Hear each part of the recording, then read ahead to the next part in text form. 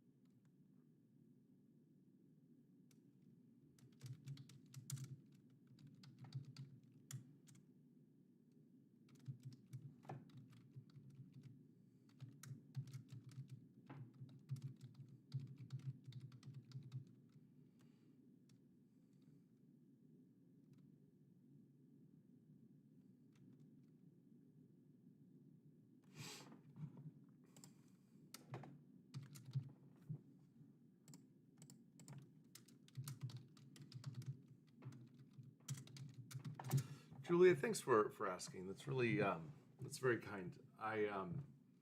I yesterday was the first day where I started feeling human. I'm still kind of waking up with like congestion and have a bit of a cough, but my energy is back, so it feels good. And again, thank you for the human kindness. Can be in short supply these days.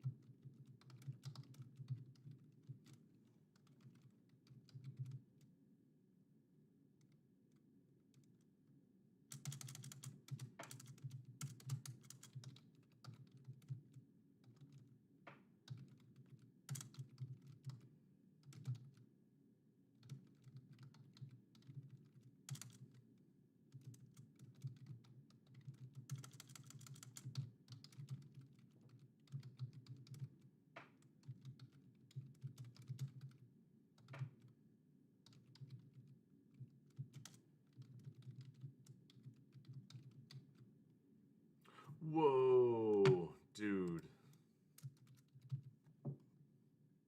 Dude, that is rough on a whole nother level.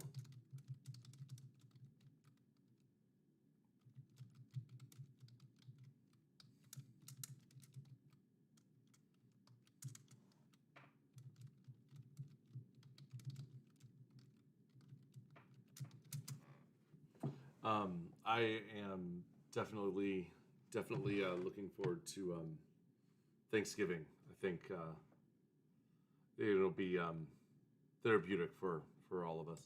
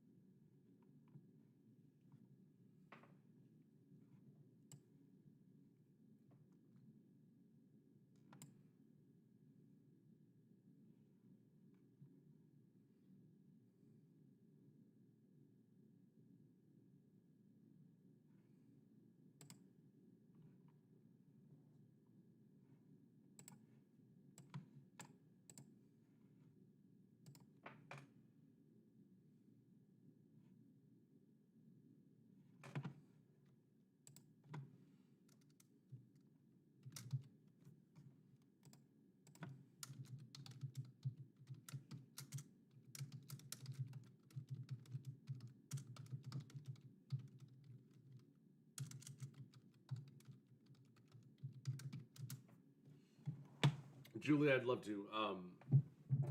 Molecular orbital stuff and Lewis structures are two of my favorite topics in this course.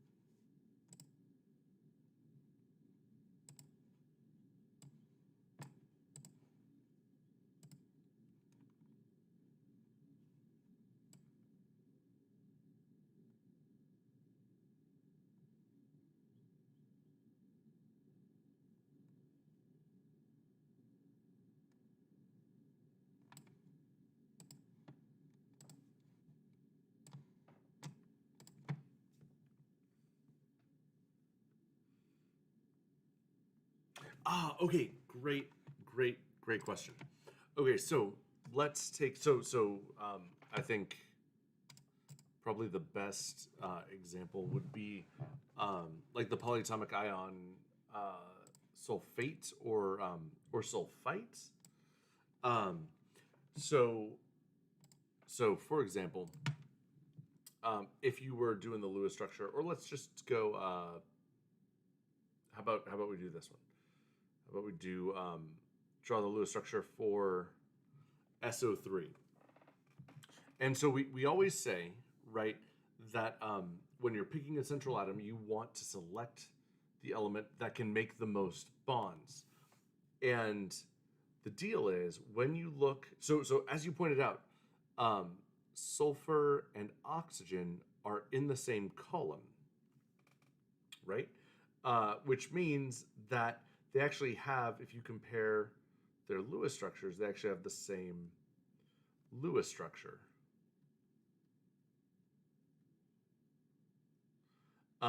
And we know that a Lewis structure gives you a sense of how many bonds an element likes to make under normal conditions. And oxygen has 2 unpaired electrons. That tells us it normally likes to make 2 bonds.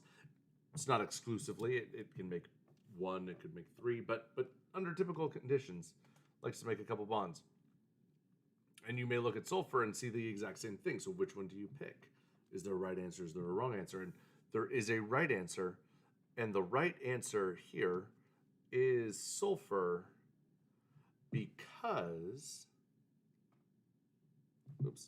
of where sulfur lands on the periodic table. Sulfur is on the 3rd period. Anything that's on the 3rd period or lower can break the octet rule, right? It is allowed to make more than 4 bonds, can have more than 8 valence electrons around that element. So because sulfur is allowed to break the octet rule, it can make more bonds than oxygen. So we would pick sulfur to be our central atom. All right, and that's going to be the case when you have an element that can break the octet rule. It tends to be the best candidate for a central atom due to the fact that it can make the most. Excuse me, I got the hiccups all of a sudden. It can make the most bonds.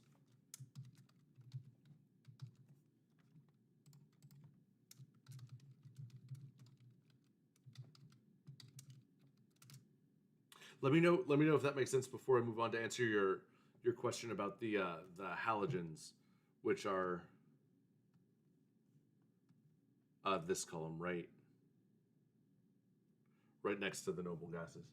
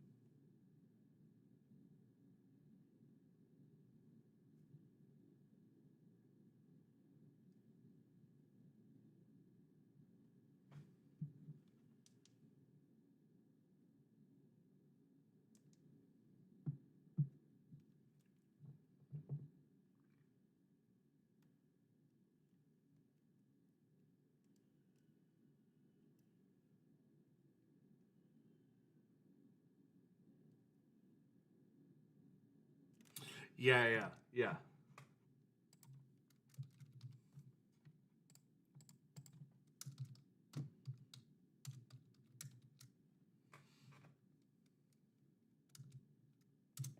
sulfur would totally be the central atom, even if you had more, a bunch of sulfurs up in there.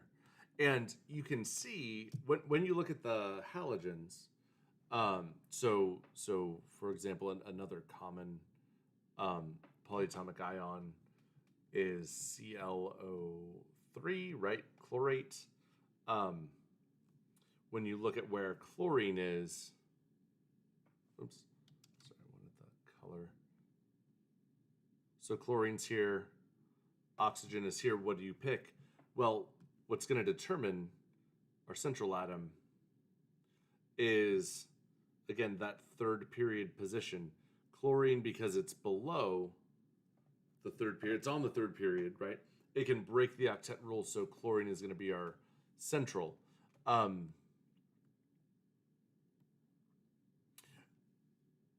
Same with, it's also very common, another common polyatomic ion,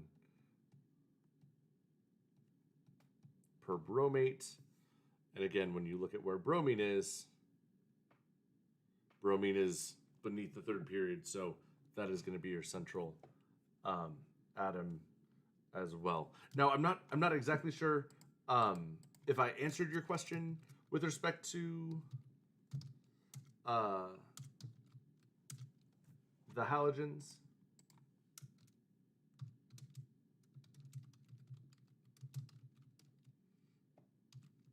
I guess just so you so we're on the same page.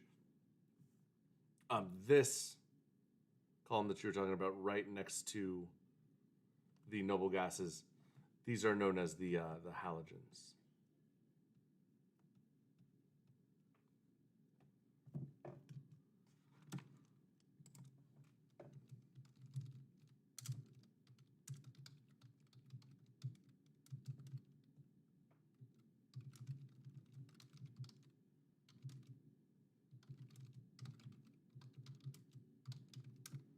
Let me know if I didn't. Let me know what your question is. I totally want to get into it. I'm not sure if it was the same question as before, or if there's something specific to the halogens that you were wondering about.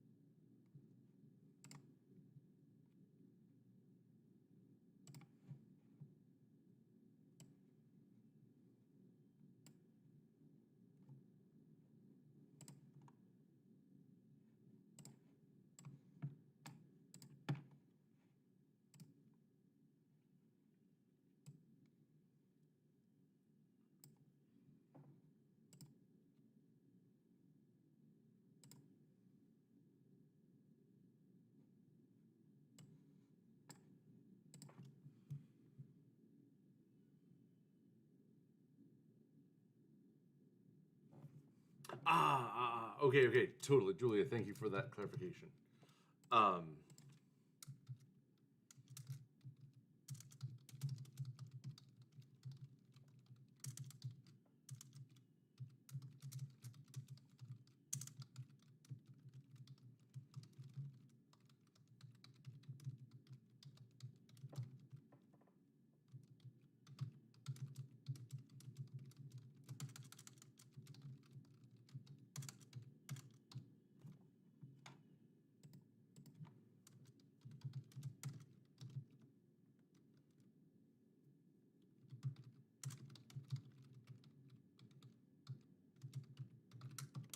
and yes, that is absolutely the case. The lower down you get on the periodic table, the easier it is for elements to break the octet rule.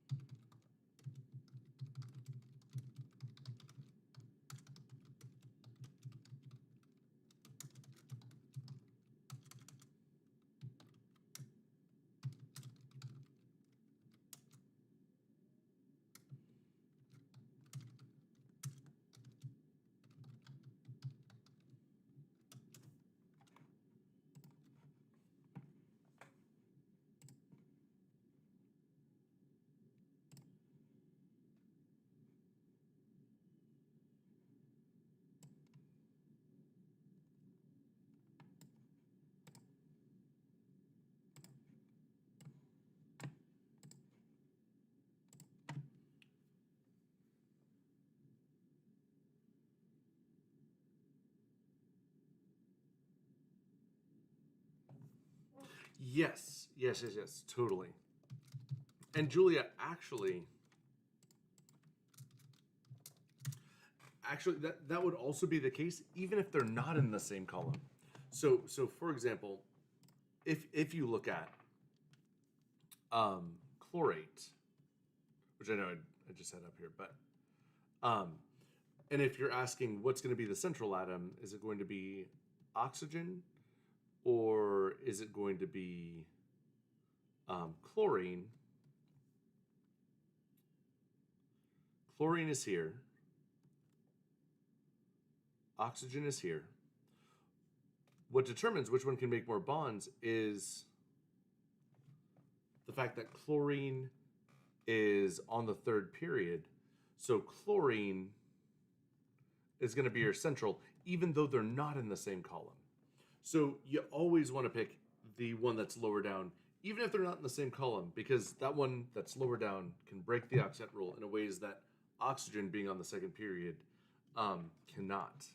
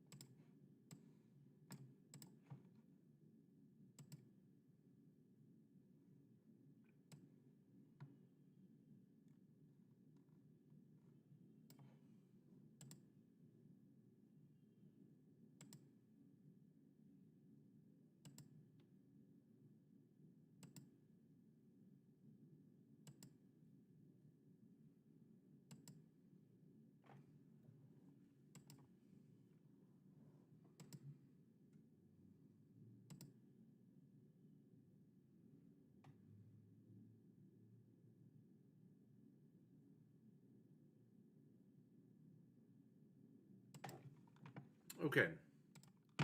Let's talk about...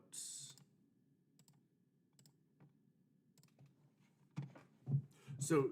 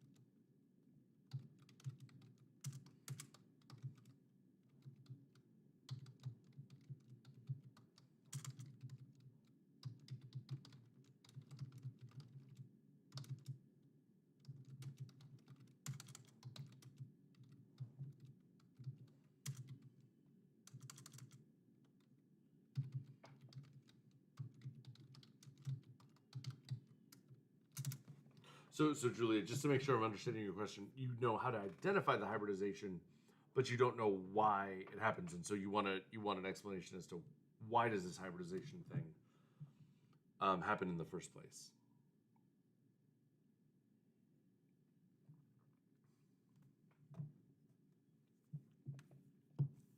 I just want to make sure that that's what you're asking before I dive into a why this thing is going on. Okay, cool. So, and it's good that you know how to identify it, because that's going to be where the questions on the exam focus. But so let's talk about why. So, if I were to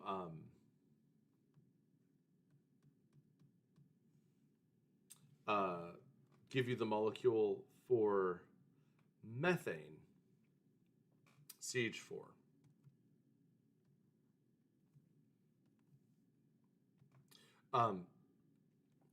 Now, if I were to ask you to draw the Lewis structure for this molecule, you totally could. Which I'm just gonna bang it out real quick.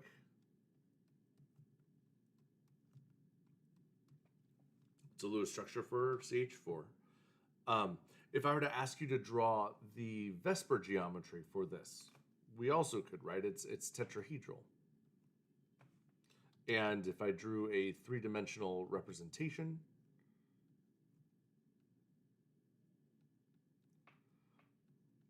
it would look like so. And when we introduced Vesper theory, right, tetrahedral, all the geometries and stuff, we did it based on just pure logic, because we said, well, bonds are made of electrons. They want to get as far away from each other as possible.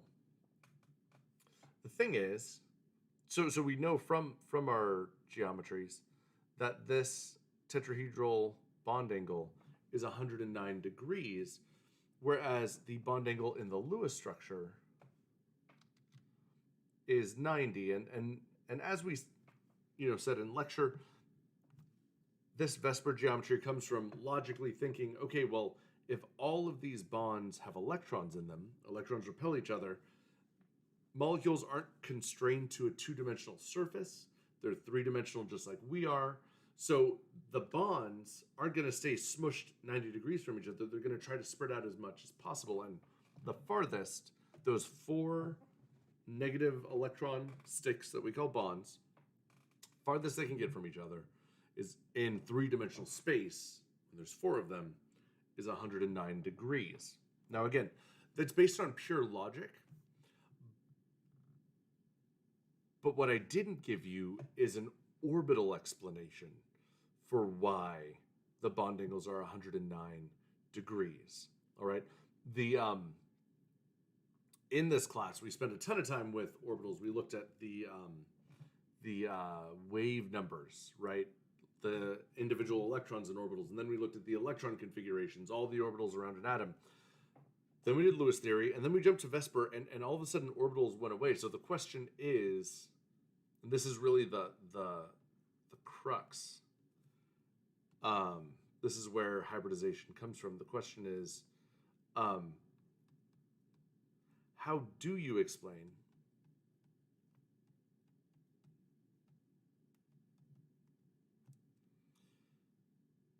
the geometries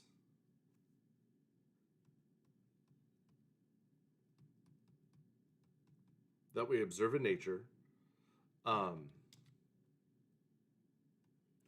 using orbitals? And the answer to that question is hybridization. Hybridization is how you can explain the three-dimensional shape these molecules take, but using the orbitals sp, the s orbitals, the p orbitals that we've come to know and maybe even love. I love them, but I realize I may be alone in that. So when you consider the orbitals, we have an s orbital, right? If you look at the central atom, carbon, it's got s orbitals, it's got p orbitals. The s orbital has no directionality to it, but the three p orbitals do. We have p z, py, and px. Pz is called pz because it's located along the z-axis, so it points directly up and down. Py is called py because its orientation is along the y-axis.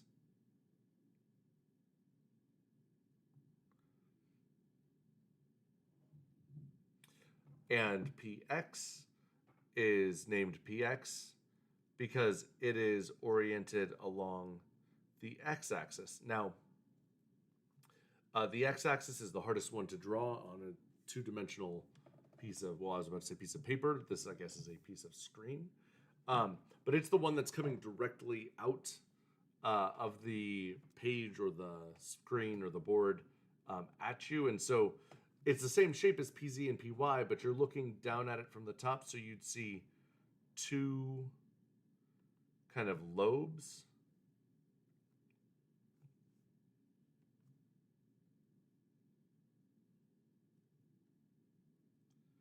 One of them is going to look like this. Is the top of the PX orbital, and then the back.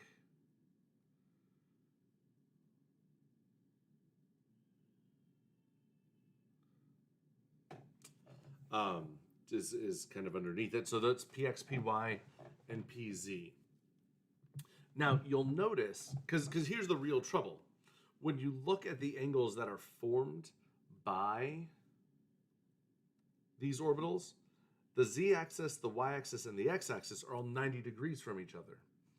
But we know that the geometry of this tetrahedral molecule has bond angles of 109. So how do you reconcile the fact that these orbitals are 90 degrees from each other? We use orbitals to make bonds, but these bonds have bond angles of 109 degrees. And what chemists did, and they were physical chemists, so they were also physicists, which means they were mathematicians at the time. They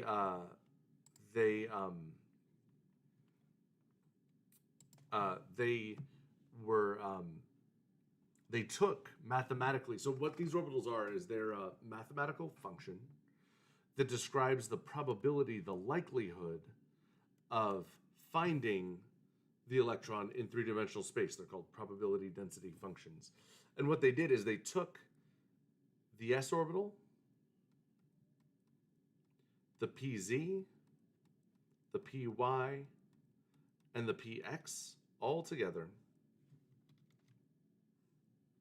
and they averaged them. They took the average of these four mathematical functions, and when you average them, you get four identical orbitals. They kind of have a little bit of a tail from the p orbitals, plus a large bulge from the spherical s orbital. And they called these sp3 hybrid orbitals because these shapes were calculated based on the average of using 1s and 3p orbitals.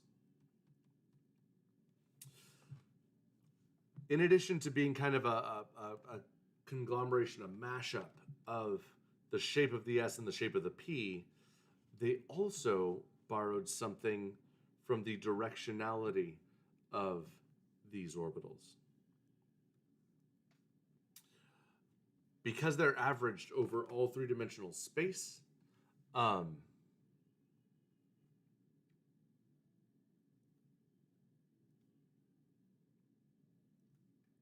see, Z, X, sorry, that's Y over there. Y and X. The four sp3 hybrid orbitals, when you plotted them in 3 dimensions, one of them was along the z-axis pointing straight up. One of them was slanted down like that. One of them was wedged out over here. And one of them went back in a dash. And when you measure the bond angle that would be formed by taking any two of these orbitals, I'm sorry, that's a little bit of a wobbly line. That's better. This bond angle came out to be 109 degrees. So the reason where hybridization comes from is, and I just presented a kind of a simplistic presentation of this. Reality is it's a lot of multivariable three-dimensional calculus went into these functions and calculations. But the answer to your question, where does hybridization come from, is it was an attempt to bridge what we knew about atomic orbitals, s orbitals, p orbitals, etc., with the geometries that the molecular geometries we were seeing in nature, and can you use what we know about the atomic orbitals to explain what we're seeing in nature? And that gave rise to what is known as valence bond theory, which is this hybridization stuff. And the reason why it's used is because we were able, through doing this hybrid orbital calculation, gave us new orbitals that reflected the bond angles we were seeing in nature, and so that's part of why it was accepted.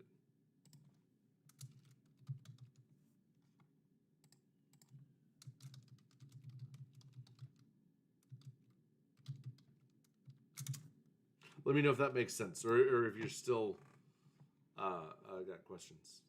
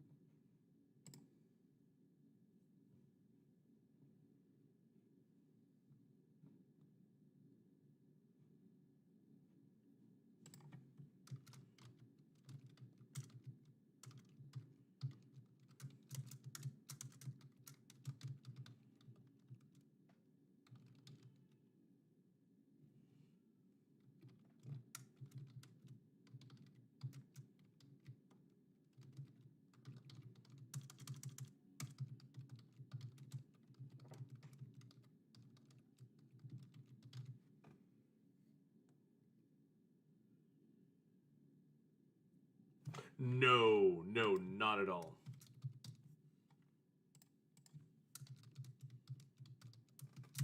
you will not be tested on how the d orbitals or f orbitals work, because that's actually the d orbitals and f orbitals are where valence bond theory breaks down and gets replaced by molecular orbital theory. So you need to know that there are d and f orbitals.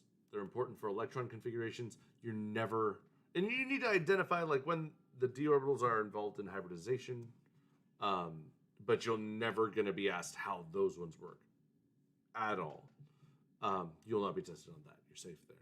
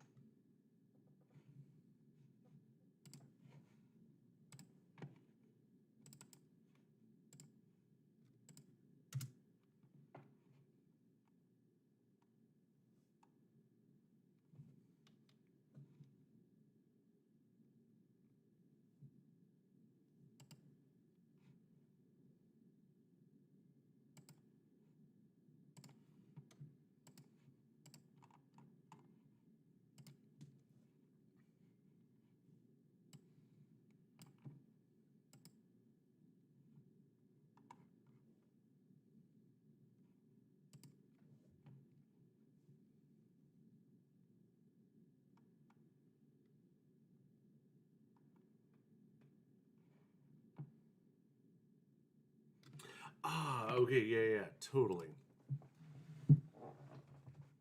So,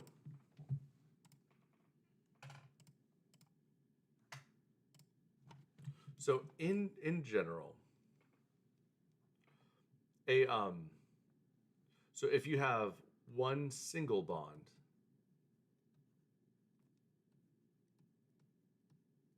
one single bond is one sigma bond. If you have a double bond,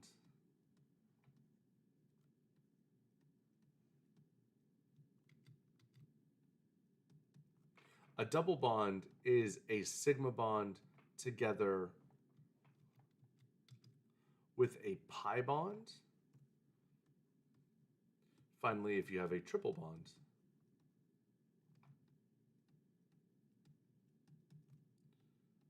this is one sigma bond together with two pi bonds.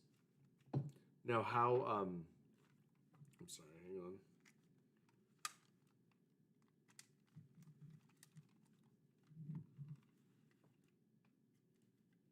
Sorry, my headphones got disconnected there. So so that's just in general. Anytime you see a single bond in a Lewis structure, that is one sigma bond. Anytime you see a double, that is a sigma and a pi. Anytime you see a triple, that's a sigma and two pi. Now here's kind of how that whole thing works. So let's take, for example, the following molecule. Actually,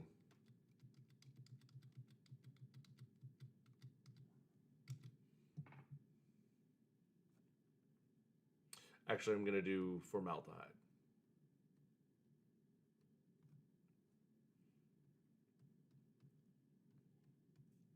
Now, between carbon and each hydrogen,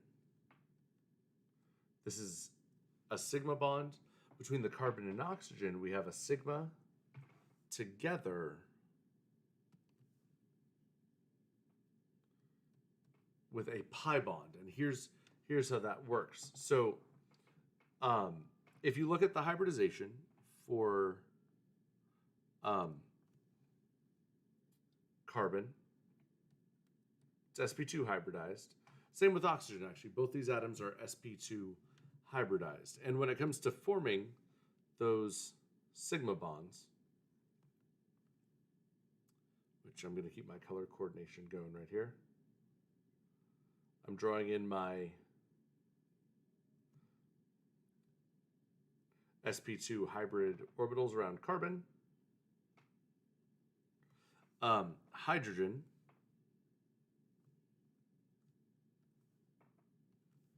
we're going to make our two sigma bonds with each with our hydrogen atom.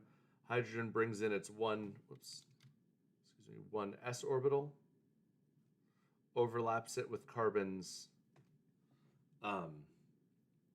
sp2 hybrid orbitals, and makes our two CH sigma bonds. Oxygen, it's got a couple lone pairs hanging out, makes its sigma bond with carbon by overlapping its sp2 hybrid orbital to make that sigma bond there. But now, those are all the sigma bonds that form. What about the pi bonds? Or, sorry, not pi bonds, pi bond. Where does that come in? And to show the pi bond, I'm actually going to rotate the depiction of this molecule here. Instead of drawing all the bonds flat in the plane of the board, I'm going to draw it so that the sigma bonds between carbon and hydrogen are wedged and dashed. So I'm going basically from this to this, so that one bond is coming at you and one bond is going back at me. That's the two H bonds here. Now,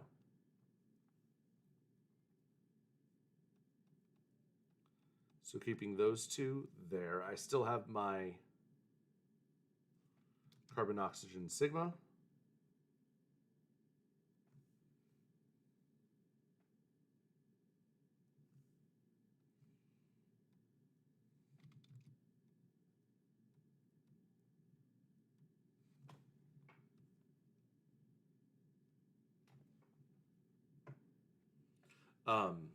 Now, where does that pi bond come in?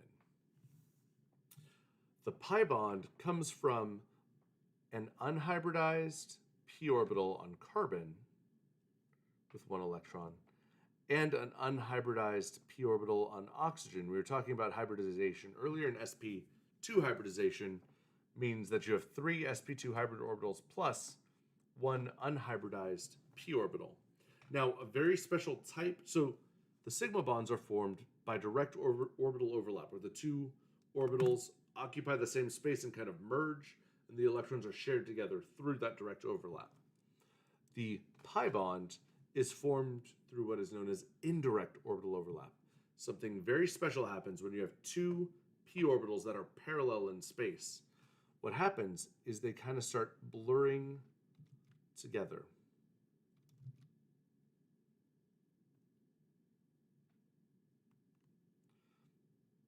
Both above and below the sigma bonds. What happens is they blur together through indirect orbital overlap and form a pi bond that exists both above and below, again, where the sigma bond is, and it allows the two electrons to meet in the middle. Now, something to understand is the pi bond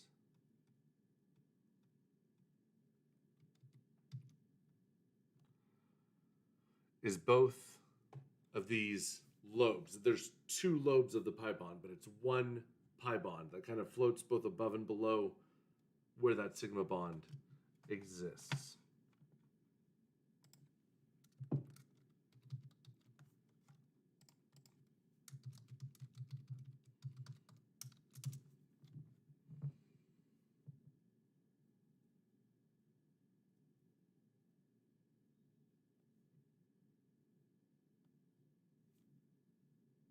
So does that help? Is that kind of what you were getting at?